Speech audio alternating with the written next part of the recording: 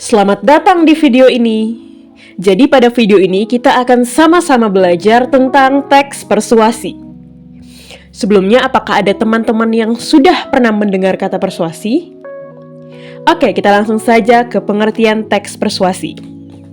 Teks persuasi adalah teks yang mengajak, membujuk, atau menyuruh pembacanya melakukan atau meyakini suatu hal. Teks persuasi ini bersifat subjektif karena berisi pandangan murni penulis mengenai suatu isu atau topik. Penerapan teks persuasi ini sering muncul dalam iklan, pidato, teks negosiasi, atau kampanye sosial. Jadi, teks persuasi ini ditandai dengan penggunaan kata ajakan seperti kata ayo, mari, yuk, dan lakukanlah yang bersifat mengajak. Dan apakah teman-teman tahu apa tujuan dari teks persuasi? Oke, langsung saja kita bahas. Jadi di sini ada 4 tujuan teks persuasi yang sudah dirangkum. Yang pertama adalah mengikuti anjuran. Jadi, teks persuasi ini memengaruhi pembaca agar mengikuti anjuran atau ajakan penulis dari teks tersebut. Lalu yang kedua adalah membangun kesadaran. Jadi teks persuasi ini membangun kesadaran pembaca mengenai isu-isu penting. Lalu yang ketiga adalah mengubah sikap. Jadi teks persuasi ini diharapkan dapat mengubah keyakinan, sikap, atau perilaku pembaca terhadap suatu isu. Dan yang keempat adalah membangun kredibilitas. Jadi, teks persuasi diharapkan dapat membangun kredibilitas penulis atau merek agar pembaca merasa yakin. Apa saja sih ciri-ciri teks persuasi? Oke, mari kita bahas. Jadi, ada 4 karakteristik utama dari teks persuasi. Yang pertama adalah berisi kalimat ajakan. Teks persuasi mengandung unsur himbauan atau dorongan untuk bertindak. Lalu yang kedua, didukung data dan fakta. Jadi, dalam teks persuasi itu memiliki alasan yang kuat dan logis yang disajikan dengan bukti-bukti, data statistik, atau pendapat ahli. Lalu yang ketiga, terdapat kata imperatif, yaitu bersifat memerintah, meminta, atau menyuruh. Misalnya kata hendaknya, wajib, jangan, dan jadikanlah. Lalu yang keempat, bertujuan untuk meyakinkan para pembaca. Jadi teks persuasi harus memberikan dasar yang kuat agar pembaca tidak ragu untuk melakukan tindakan yang dianjurkan.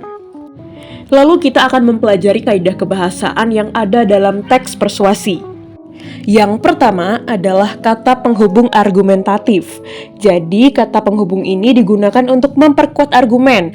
Contohnya adalah kata oleh karena itu, sebab, dengan demikian, dan akibatnya.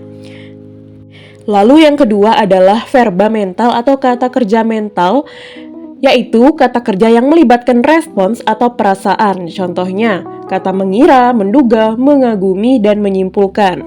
Lalu ada kata teknis yang merupakan istilah yang berhubungan khusus dengan topik bahasan. Contohnya, kata kurikulum dalam dunia pendidikan, kata konsumsi, dan sistem pernafasan dalam dunia medis. Selanjutnya, kita akan mengetahui dan belajar tentang struktur teks persuasi.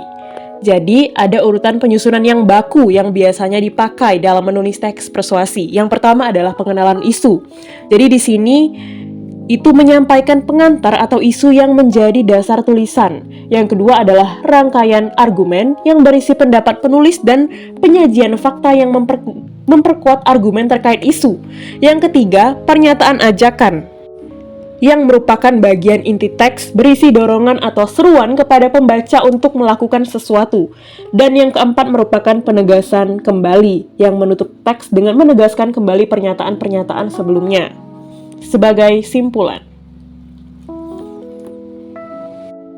ada beberapa jenis teks persuasi yang dapat kita temui. Itu ada persuasi pendidikan, persuasi iklan atau komersial, persuasi politik, dan juga persuasi propaganda.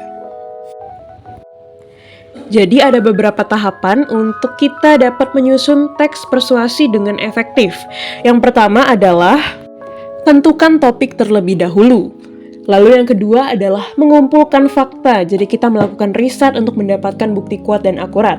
Yang ketiga, kita mulai menyusun argumen, yaitu buat pendapat berdasarkan fakta dan bukti yang sudah dikumpulkan. Lalu selanjutnya gunakanlah bahasa yang persuasif. Pilih kata-kata yang dapat membangkitkan emosi pembaca. Misalnya kata peduli, sebaiknya, dan lain sebagainya.